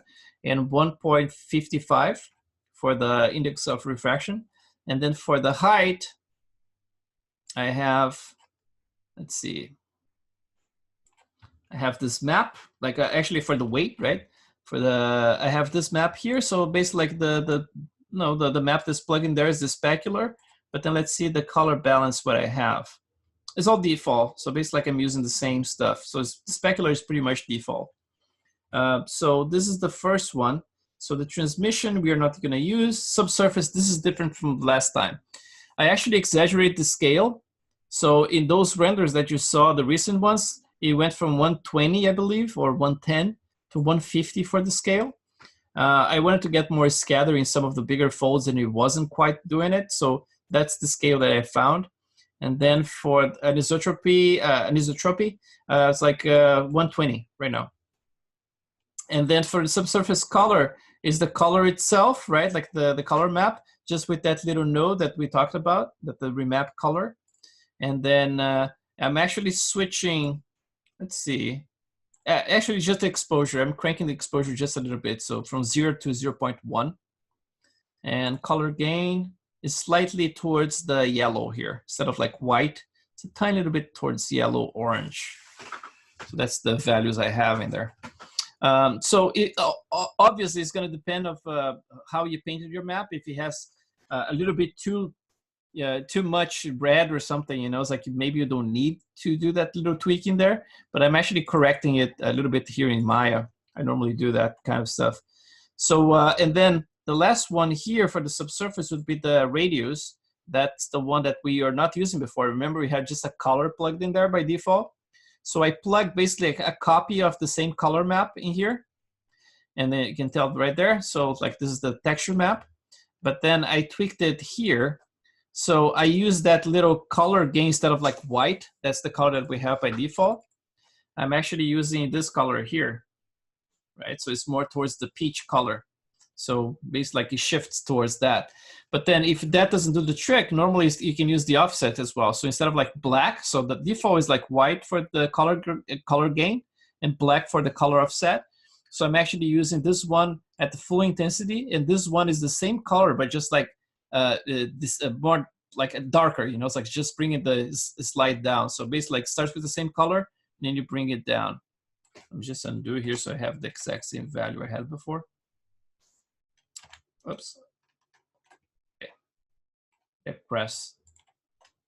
press something here. Okay, there you go. All right. And then let's see for the coat, let's see what changed in here. So the coat I have like roughness as 0.420 and index of refraction is 1.450. So it should be a little bit different. And then the coloring here for the coat, I'm colorizing a little bit towards the blue. Instead of like perfect white, just a little bit of blue in the spec for the coat. That's the difference. And then for the color itself, I'm actually exposing a little bit higher.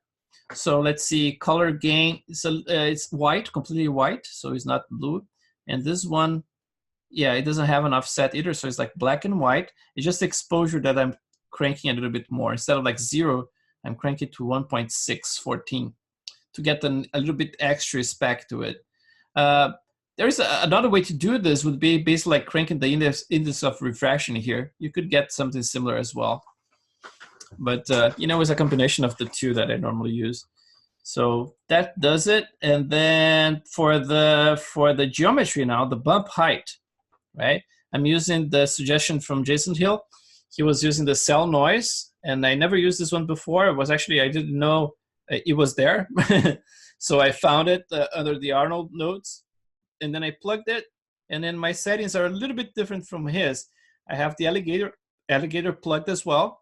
And then this is basically like the way I have everything set. So my scale is a little bit different. The amplitude is different because I don't want it to get too high, right? So it's very, very little. And so those are basically the settings I'm using, sharing with you guys. And I was actually, what I did to test those settings, if they are working, I just plugged like I made like a gray shaded model shader. And then just plugged this map combined with the bump height, which is here. If I go back one time, you're gonna see this is the bump value, right? That's the map I just showed you guys. And then the bump depth is actually that map, the ray bump height 25, right? That's the one I just plugged now. So that's the map. And then I'm cranking it all the way to 5 to be able to see something, right? You always have to play with exposure. Sometimes if you don't see anything, just crank it like between like 2 and 5, and you should be able to get the result to show up in the renders. So at 5 is when I saw that was actually starting to show it up. So that's basically when I stopped. And so that's about it for the update of the shader network. So let's do a rendering here to see how everything is looking. And I'm going to concentrate mostly in this area here of the cheek. So let's make sure you have it saved first to prevent any problems if you need to reset it, right? Yeah, the cool thing about doing those live classes is that we see everything, right? Like all my mistakes and all the bugs with softwares and everything. So you get like an exact notion of what's going on and what to expect, you know, instead of like, oh, everything is flowers, and then all of a sudden like, oh Jesus, man, I did those videos and it looks so perfect in there and it's crashing on me. Something I'm doing wrong. No, it's not. It's like softwares are buggy, and we are lucky that we are not getting a ton of crashes, but we definitely got our little share of crashes yesterday. So let's go back here. Let's go to my Arnold tab. Let's see my settings. I have it 7333, basically for everything.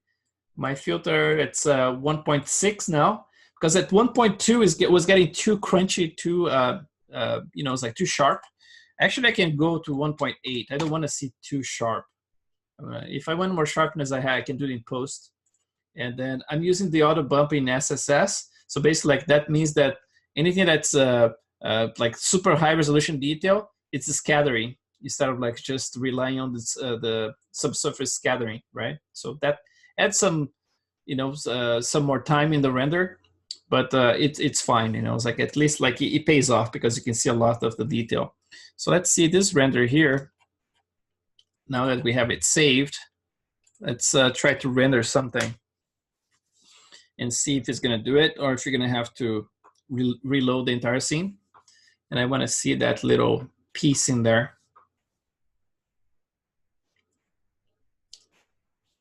I think that this class, I think was like this session today was the first one that I did basically like the fly on the wall thing that was supposed to be the class, right?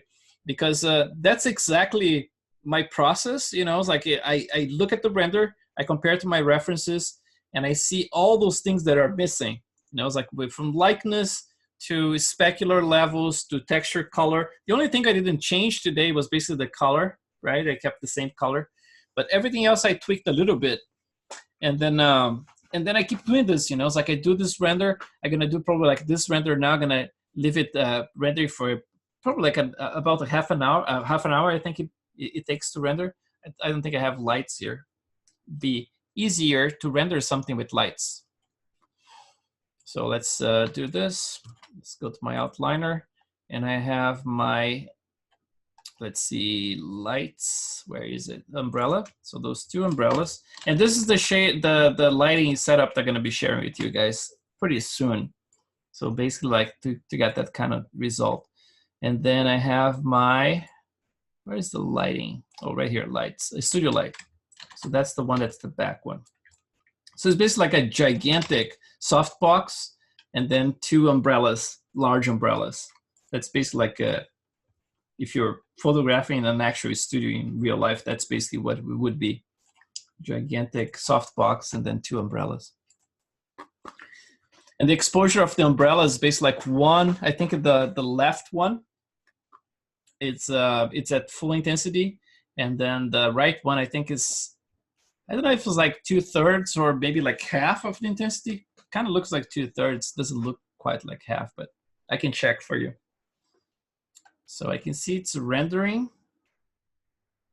Is it the same angle? Just double check. Yeah, it should be the same. Yeah, okay, so the volume of the hair changed a little bit. So let's check an area like that one. Let's just render right here. I want to check the eye bag. So let's do an eye. Let's see if it's not going to take too long. An eye and the cheek, so you can actually see a difference between things here.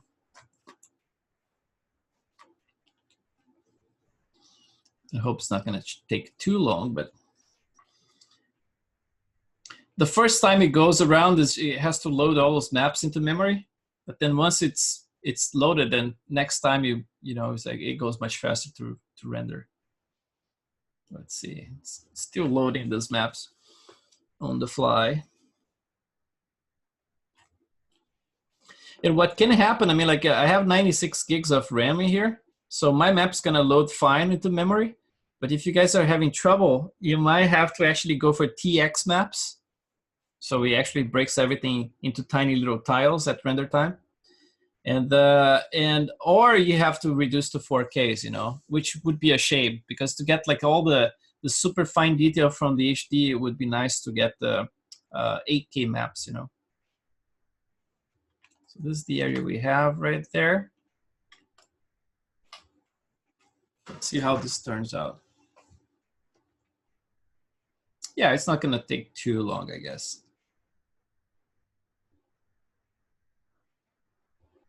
Yeah, that's gonna look much nicer without all those fake pores in here, man. I'm gonna save those ones for my wife.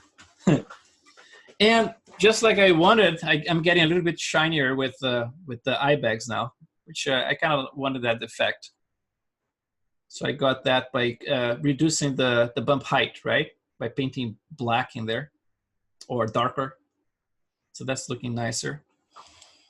And if I want a little bit smoother than that, then I can actually go and smooth out my displacement as well in ZBrush, because I added a little bit of too much of breakup in there. But yeah, I think it's gonna look okay. Let's see.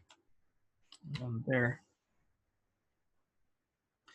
Let's see if we can actually see some of the little bumps I added in this corner as well. Remember I sculpted and I mentioned like they get a little translucent. I love that little effect, man. Let's see if I can zoom in here. It's gonna look a little noisy, but I think you can see it. Let's see.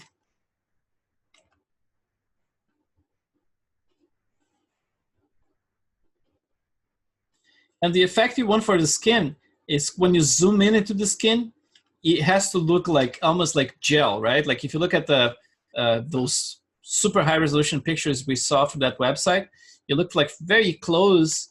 They look like everything is a gel. It's super translucent, right? But as you get further and further, then it looks correct, right? It doesn't look like that's super subsurfacey, right? It looks correct and fairly subsurfacey from a distance like that. So you can see the red in the bigger folds. For example, like you're gonna see some red in the fold of the eyelid, and then those bigger wrinkles. But then when you get really close, you're gonna start seeing that everything is very translucent, right? You're gonna see like how flashy everything looks in here. That's the kind of effect that you want. See stuff that looks very translucent from up close, but then it looks much more solid from a distance. If it's looking too waxy from a distance like that, it might be a combination of things. It might be the color of your scale for your subsurface scattering. The scale might be a little bit funny, so you have to play with that and maybe desaturate the color you have currently. And then combined with that, obviously, is the scale. But the scale I'm giving the scale I have here, which is 0.15. But the thing is, like, it's playing nicely with this model right now, because I actually plugged the same color map with that shift that I show you guys as the scale, right? So actually it's kind of like reproducing what's kind of like reinforcing the same color from the scatter. It's almost like if you get like some purples, it's almost like going to represent the purple as being like a deeper purple, you know, something that's deep in the skin. Same for everything else. If I have greens, it's going to look like the greens are coming like from a deeper spot in the skin, instead of having just like a simple color like I had before, that just like kind of like washes everything out a little bit, and everything looks a little bit more even. And then you have to crank the colors pretty good, you know, it's like especially in post-production, right? But in this case here, if I'm plugging the color with a shift, then I can actually see the stuff straight away from the render, you know? So see like those little bumps, especially this one here. Let me show from up close. See, like it's hard because it's low resolution. But if I render really high res, those bumps I added before, they get very translucent. They become like those little pimples, super translucent, and it really adds to the realism when you're rendering like super close-ups, you know?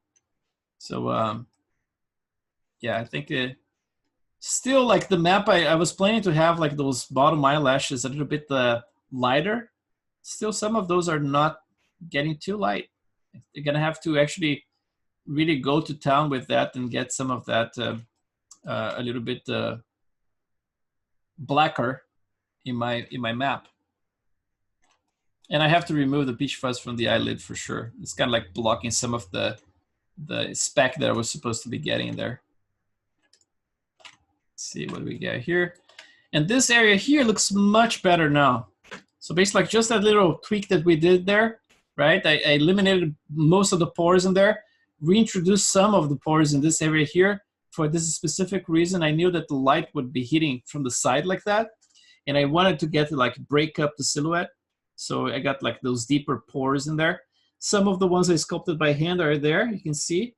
So it adds a little variation. There's a little pimple to add variation as well. I think it's a much nicer feel for this age, you know.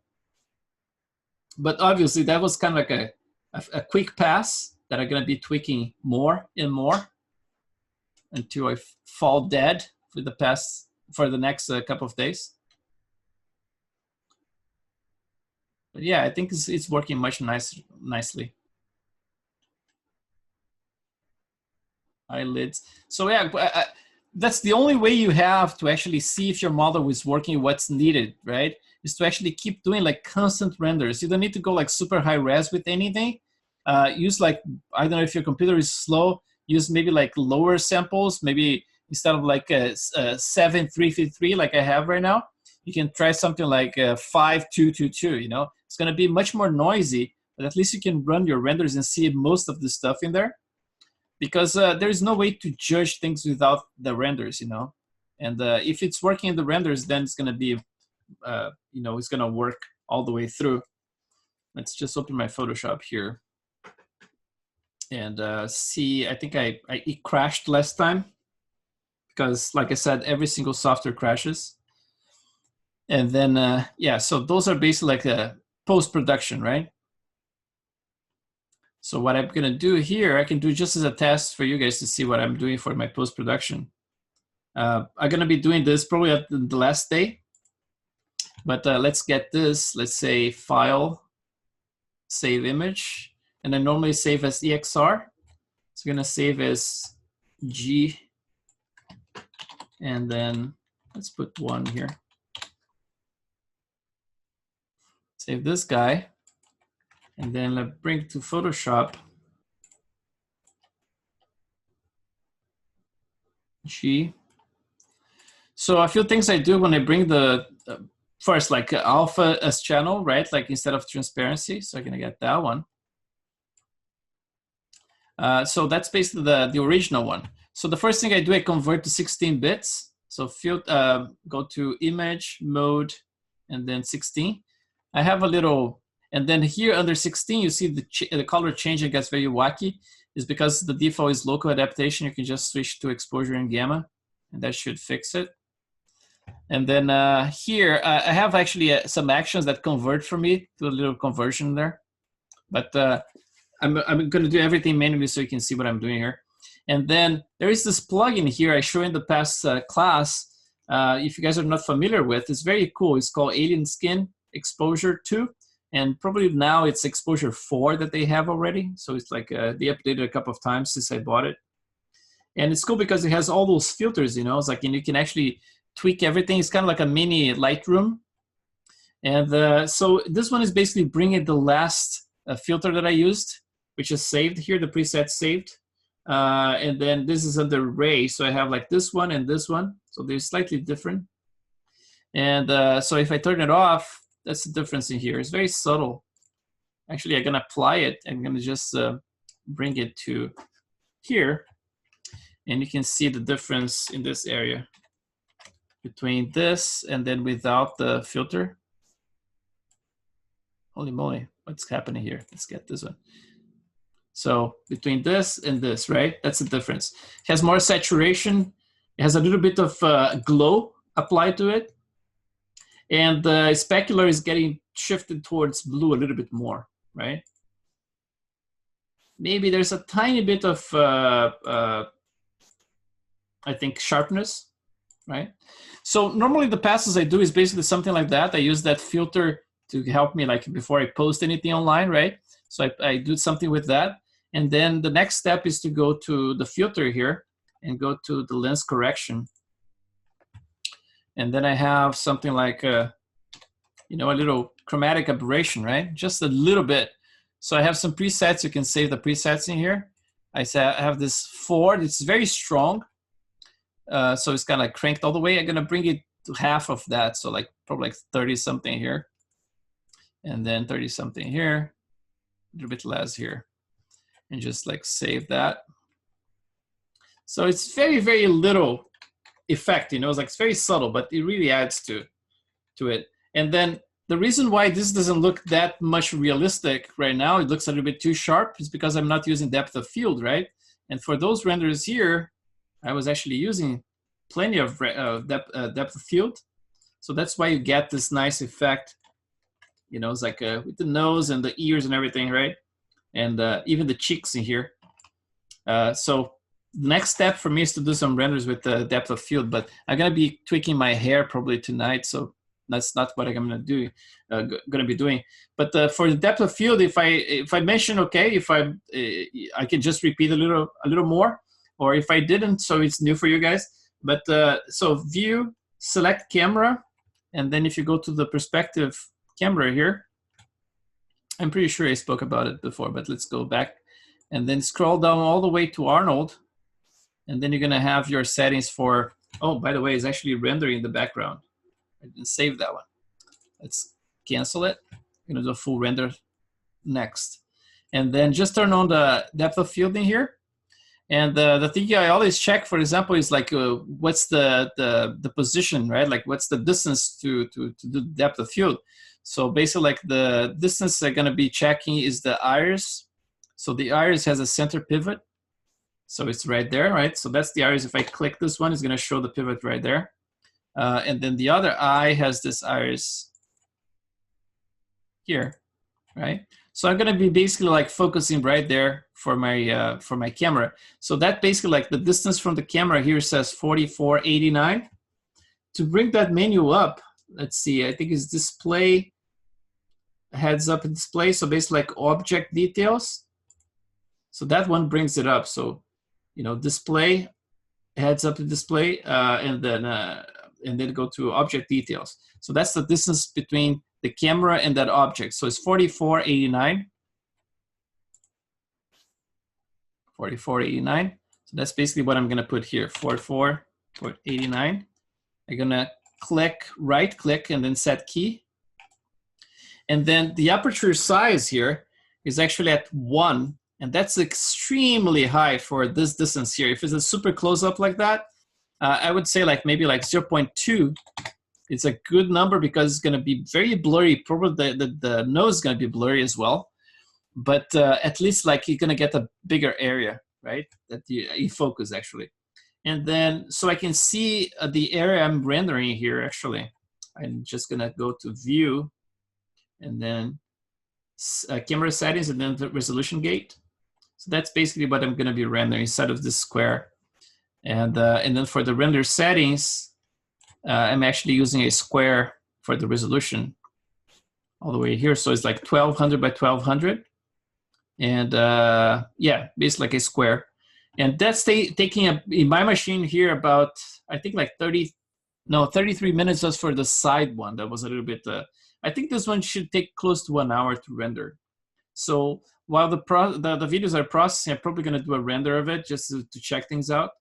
Probably not gonna post on Instagram or anything, but I can actually have for my own record and see how it turns out, you know. So I'm just gonna turn off this and just start processing a render here and see how much depth of field you're gonna get.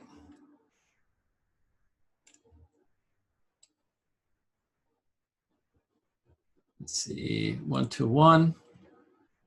Yeah, I should get plenty of depth of field around the nose specifically. So this should be like a much more realistic render at the end of the day, you know. It's like, it's the kind of render I'm just gonna be, you know, it's like doing the same stuff I did here, like for those filters I just showed you guys.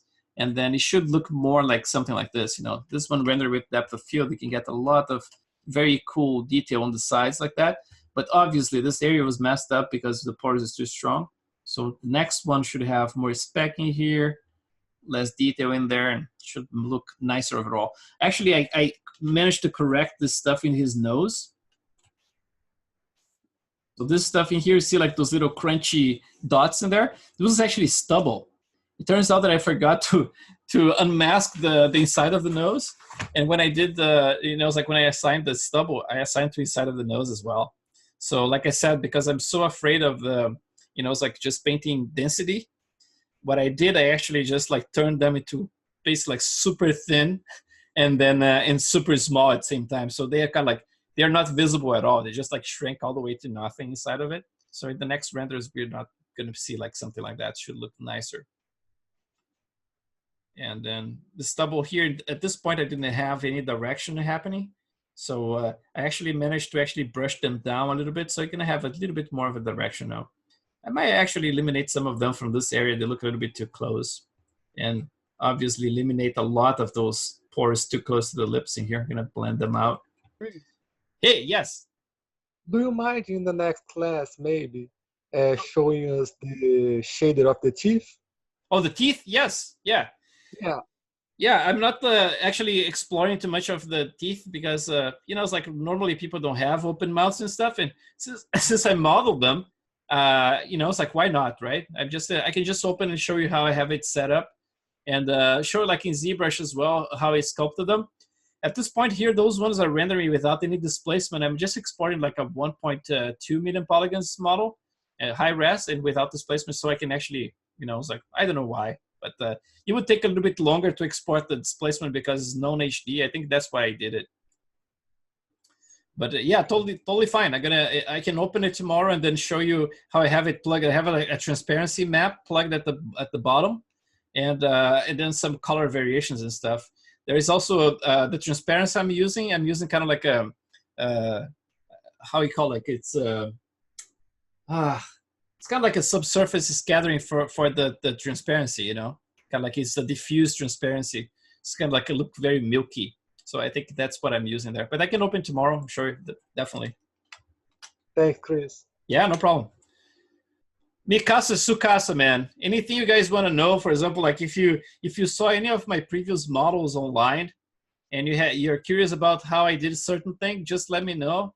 Because like basically like in terms of content, we covered basically everything, right? But now my plan is to actually reinforce certain things that you guys probably didn't get at first. And then if you have questions like this, for example, like, oh, the teeth, how you did it, I have no problem like opening up and then showing everything I have plugged. And then, like I said, like other models as well, you know, it's like if it's a clay shader or something. Although this one is covered in the videos you have access to now. So I'm probably not going to be covering that unless you have like a question like very specific, for example, like, can you repeat how you did that? And then if you have any questions that are kind of like lingering that we didn't cover at all after like those almost 4 weeks now, let me know tomorrow, you know, and then we can actually do like either like a mini tutorial and I can show you how I do it. Anything to just like get the information more fixed into your heads, you know, just let me know. So guys, thank you so much again. And we are like so close to the end of this class, right? Like another like 3 days, no, actually 2 days. And then the review's coming up on Saturday. I have to send the information out probably tomorrow about like the Google Drive. And, you know, it's like, I hope you're enjoying the class. I mean, like I always enjoy, but it's always stressful, right? Because I'm trying to do my best to pass the information, but then you have to count at things like software not crashing on you and things like that, you know, but, you know, like they say, shit happens. But I hope it's not too convoluted, you know, it's like I hope I'm able to actually pass the information in a semi-clear way. But any questions, I mean, like just like those next few days going to be awesome to just like, you know, it's like make sure that you guys are getting the information, you know, it's like money doesn't grow in trees, and I know you guys invested in this class and I want you guys to take advantage of it, you know. So thank you so much, guys, and I see you around in the group and tomorrow in the class. Thank you, Chris. Good night. Adios, Chris. Gracias. Thank you, guys. Awesome.